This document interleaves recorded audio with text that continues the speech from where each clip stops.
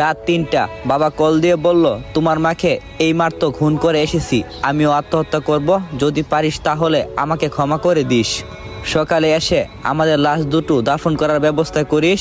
এই পৃথিবীতে তুই একা হয়ে গেলি, চিন্তা করিস না, দূরের ওই আসমান থেকে তোকে আশীর্বাদ সর্বদাই করব।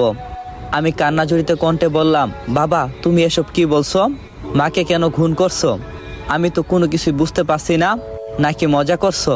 আমার কথার উত্তরে আব্বু বলল, বেশি কথা বলে সময় নষ্ট করব না, তোর মা এতক্ষণে পরপারে অনেক দূর চলে গেছে, আর আমি এখন আত্মহত্যা করে তার সঙ্গে হাঁটতে শুরু করব, না হলে সে হারিয়ে যাবে।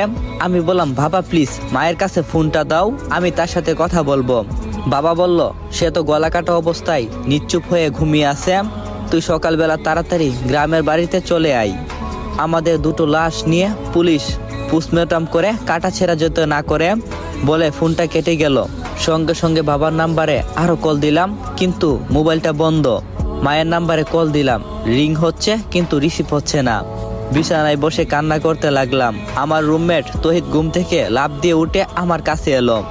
আমি তাকে সবকিছু খুলে বললাম, আর সে বলল বাড়ির পাশে কারো কাছে ফোন দিয়ে খবর নিতে। সঙ্গে সঙ্গে চাচাতো ভাই মনিরুলের কাছে কল দিলাম। প্রায় 5 বার কল করার পর চাচাতো ভাই ঘুম ঘুম জড়িত কণ্ঠে বলল, কিরে লিমন, এত রাত কেউ কি কল করে, নাকি জরুরি কিছু?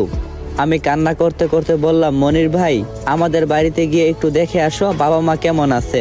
মনির ভাই বলল, কেন, চাচা আর চাচির কি হয়েছে?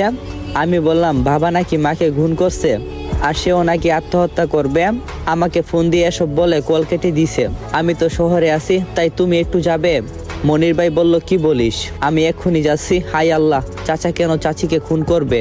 আমি বললাম, তুমি একটু তাড়াতাড়ি যাও, আর গিয়ে আমাকে একটু কল দিয়ে জানিও। আমি বরং ততক্ষণ সবকিছু গুছিয়ে রওনা দিচ্ছি, প্লিজ তাড়াতাড়ি যাও। মনির ভাই বলল, আচ্ছা ঠিক আছে। আমি খাট থেকে নেমে তাড়াতাড়ি প্যান্ট শার্ট পরা শুরু করছি। তৌহিদ ভাই কি করবে বুঝে উঠতে পারছে না, আমাকে বলল, আমিও তোর সঙ্গে যাব। আমি বললাম, তুই কেন যাবি? তৌহিদ ভাই বলল, সত্যি সত্যি যদি চাচা চাচির বিপদ হয়ে যায় তবে তো। আমি বললাম, প্লিজ এসব বলিস না, পৃথিবীতে আমার বাবা মা ছাড়া কেউ নাই। তখন তৌহিদ ভাই বলল, আচ্ছা মাথা ঠান্ডা কর আর চল তাড়াতাড়ি।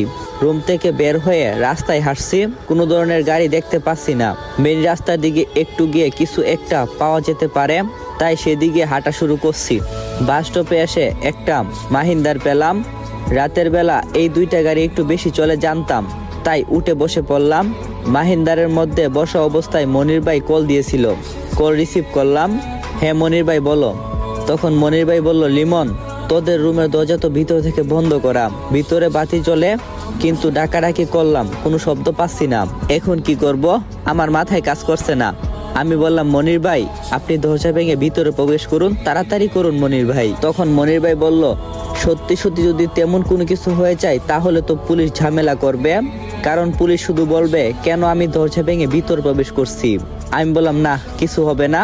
আমি তখন বলবো, আমি নির্দেশ দিয়েছি আপনাকে দরজা ভাঙার জন্য। মনির ভাই বলল, আচ্ছা ঠিক আছে। কল কেটে দিয়ে একটা অস্থিরতার মধ্যে হতাশা কাজ করছে আমার ভিতরে ঢুকে তারা কি খবর দেই সেটা অনুমান করতেই কষ্ট হচ্ছে। আর আমার বাবা মায়ের মধ্যে তো কোনো সময় কোনো রাগারাগি দেখিনি, তাহলে কেন তারা এরকম করবে? মিনিট 10 পর মনির ভাই কল দিল, কাপা কাপা গলায় বলল, লিমন তুই কোথায়? আমি চিৎকার করে বললাম, মনির ভাই আমি গাড়িতে আছি, কিন্তু বাবা মা ঠিক আছে তো? মনির ভাই বলল,